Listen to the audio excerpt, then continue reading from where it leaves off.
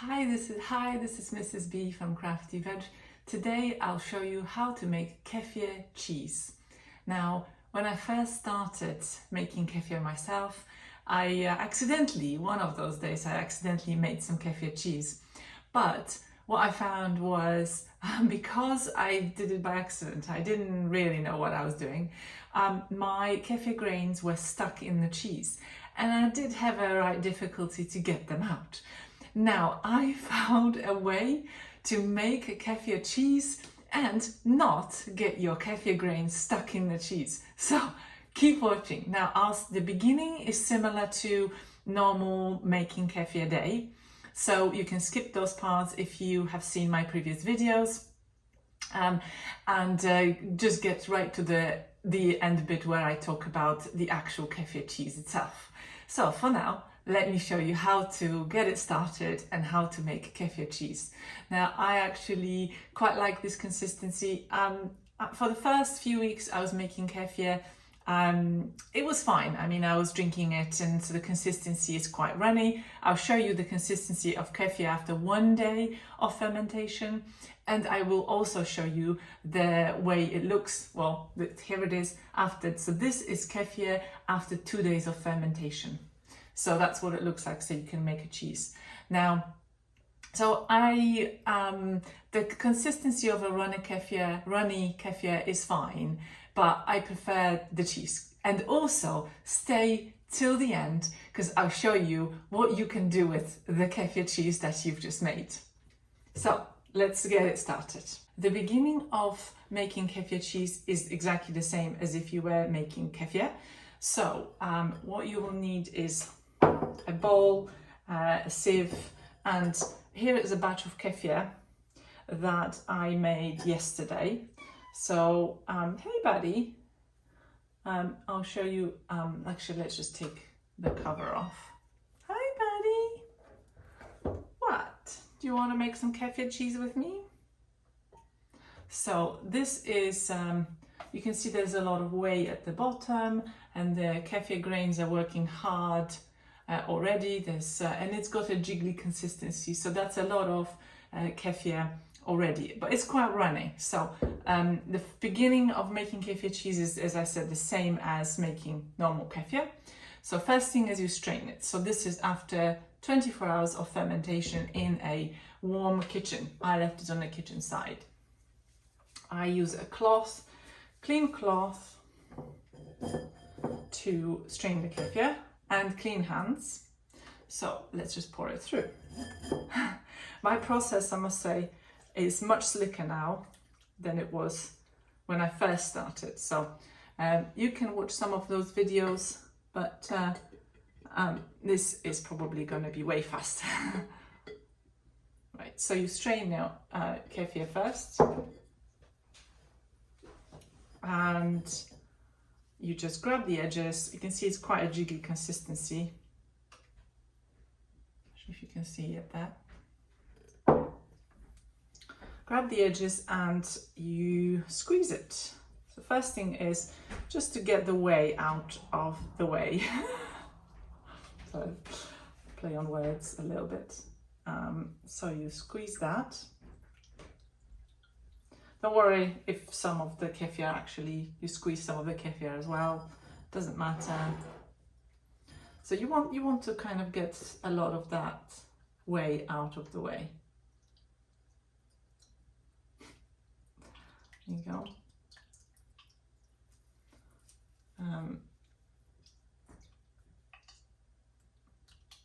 So that's the white stuff is the actual kefir, and then the clear stuff is the whey. You'll need all of that, so you're not going to waste anything. Okay, now that's probably enough. The next thing is to actually squeeze the rest of the kefir. So I'll put that to the side and now squeeze it into this bowl here. Because what you're trying to do is you are trying to get your grains out of the kefir. Now, after you've done it a few times, you know how hard to squeeze. So don't worry. You'll feel the resistance because obviously you don't want to squish your kefir grains completely. they will continue growing, so you have more and more every day. They're fascinating. I've made so many videos on kefir, so do check them out. And subscribe to my channel if you want, so you don't miss out on any more of the cool videos on kefir making or gardening in the future. So I think that's probably it. Quite a lot of resistance now, I feel, in there. Okay, so I'm going to just pour the rest of that over here. And the next step is to wash your kefir grains because there's still a fair bit of kefir on them in here. So you just take them out. This is what they look like at the moment. Quite a jiggly consistency, but they should quite nicely peel into here. So this is the secret, like you want to get your kefir grains out but still have quite a thick consistency for kefir cheese. So I'll show you what to do. It's so cool. I'll show you how to do kefir cheese in a moment. So but if you know this part already, do skip and go straight into the part where I am making cheese. So you are washing your kefir grains in whey. So you swish them around. You don't squeeze them too much, like against the sides of the bowl, but you want to get rid of the kefir from your grains as much as possible, because then they work really well for you. Now, the more kefir grains you have, the faster they'll make kefir if you leave them on the side, so it's quite warm in the kitchen. So when I had very few, they took about 24 hours to make kefir. Now it's actually quite early, it's already lunchtime, so they've made kefir in less than 24 hours because I have more kefir grains. So the ratio of kefir grains to your milk and how hot it is, what temperature it is, will determine how fast your kefir grains will work for you and make kefir. So I can put this now over here. Don't want to waste any kefir, so just put that in here. And then I'll just continue swishing this around, and then you will strain it one more time. So at this point, you're still making kefir for next day. So I'm going to strain that again one more time.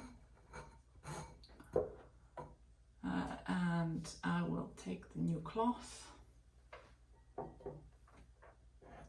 And you want to do it in here. So I'll just take that over here, put the cloth back in here. So you'll be thinking I'm crazy, I'm pouring everything back in. But there is a logic to this. So now your kefir grains are almost clean. So you just gather the edges and do it one more time. So far the process is still the same as if you were making kefir for the following day. I'll tell you in a moment where there is a different extra steps. Right, so now your kefir grains are washed, and what is pouring out is whey still mixed up with more kefir. So you do want to capture all of it, you don't want to waste anything. Almost there.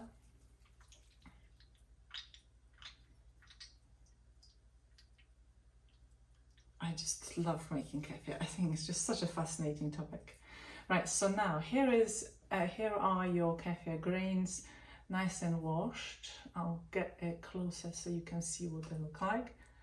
So definitely slightly different, right? The first time I put them through, they were quite white, and there's still a lot of kefir on them. Now they are looking sort of jiggly, but a little yellowish.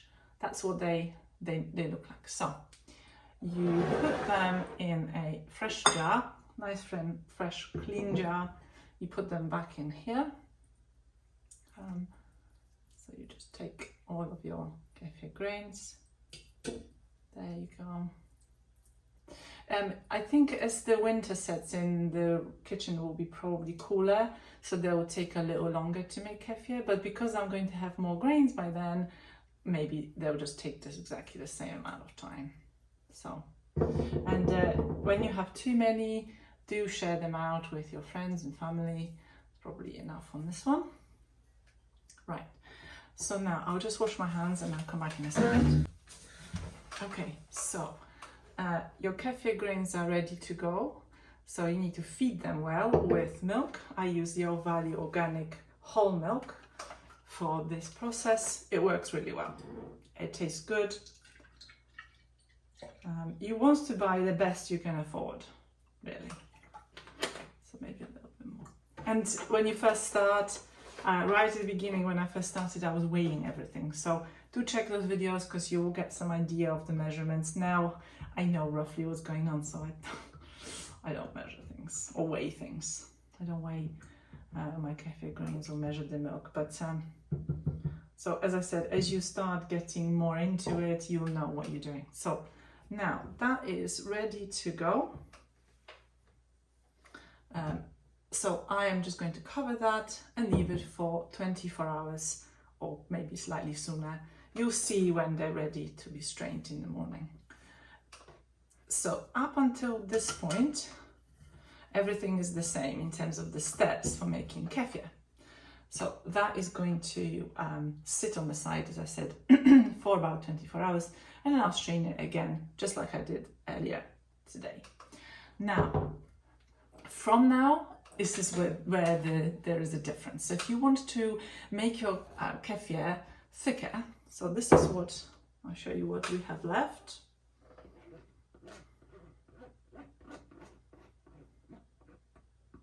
So there's quite a lot of it over here. So this is a kefir. You can put it in the fridge at this point, and that's perfectly okay to drink. You can see it's got quite a thick sort of consistency, but it's sort of drinkable rather than the cheese consistency. So now, how do you turn this into cheese? Now, this is what you need to do. It's so cool. The idea is that you double ferment it.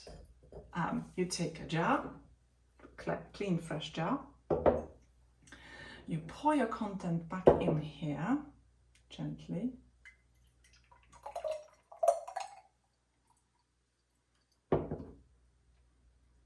Okay, and what you need to do with this is cover it and leave it in a warm cupboard or on the side. If you leave it on the side, it'll probably take a bit longer, but I cover it and I put it in a warm cupboard that's about 27 degrees. By the morning, your kefir will turn into cheese again. And now fast forward 24 hours. Here's what I left in the cupboard overnight, and I took it out just now. So let's take a look.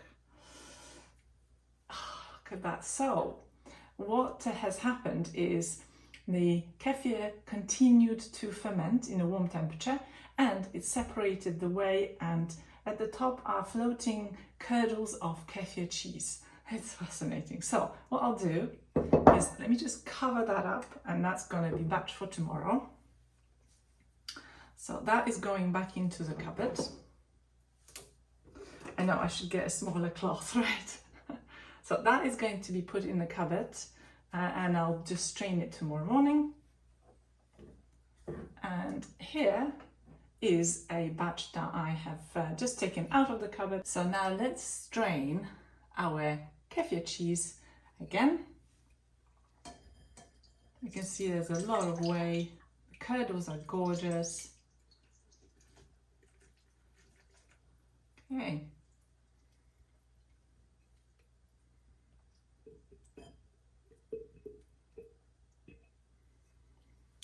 Everything then gets washed. Your kefir cheese is gorgeous. Look at that. Great consistency. And now, once we finish, I also show you what I do with it. I have a cool recipe, very simple. And I'll have it for breakfast or as a snack. I'll show you. there's a couple of things you can do with it, so I'll tell you in a second. So stay till the end. Right, now let's take a look what we have. That's the kefir cheese. It's quite firm, right? Very different to just 24 hours fermentation. So now I'll just put it in here and I'll put it in the fridge. And then I'll show you what you can do with your kefir cheese. Okay, right. So that's that. I don't like the taste warm kefir cheese. I think it tastes much nicer. Much nicer when it's cold. Okay, look how gorgeous that looks, right? So good. Now let's do a nice recipe that I have, a very quick recipe with the kefir cheese. So bear with me, I'll just take some of this stuff off and I'll come back right back.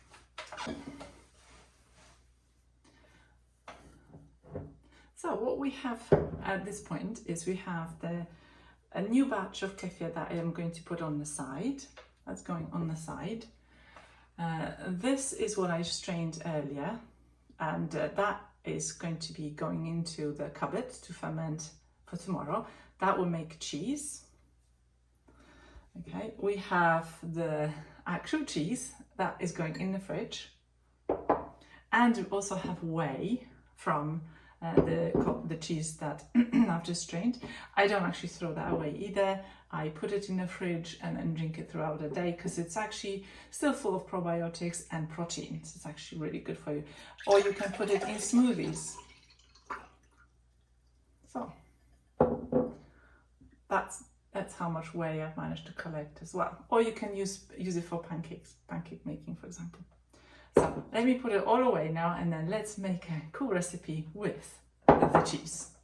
So I have a cool recipe for the kefir cheese. Now I have just picked some fresh chives from the garden, and I have some salt. This one is Cornish salt.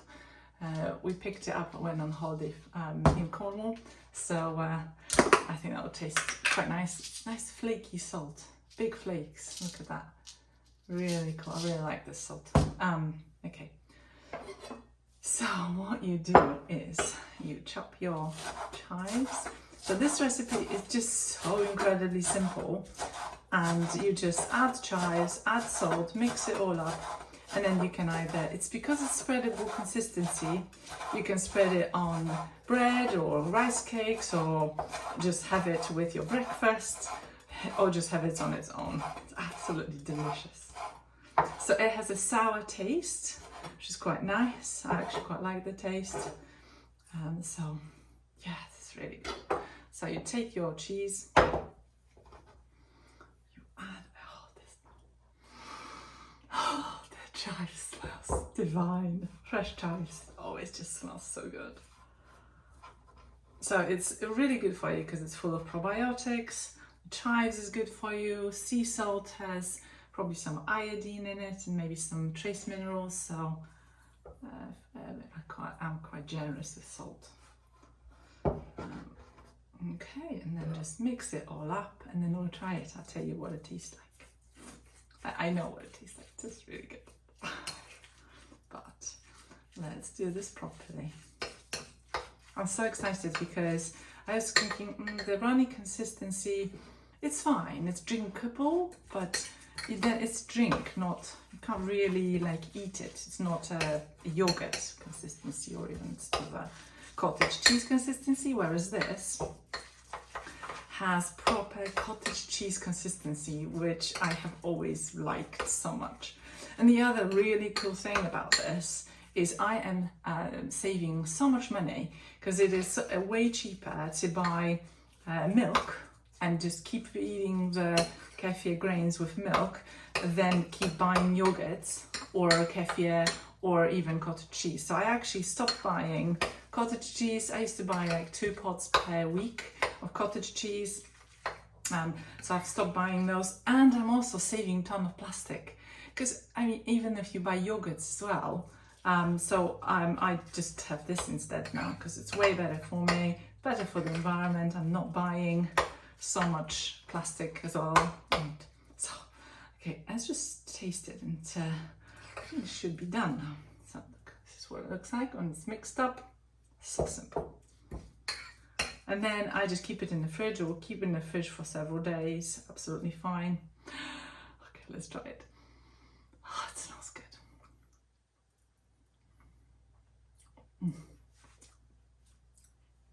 This is food heaven for me.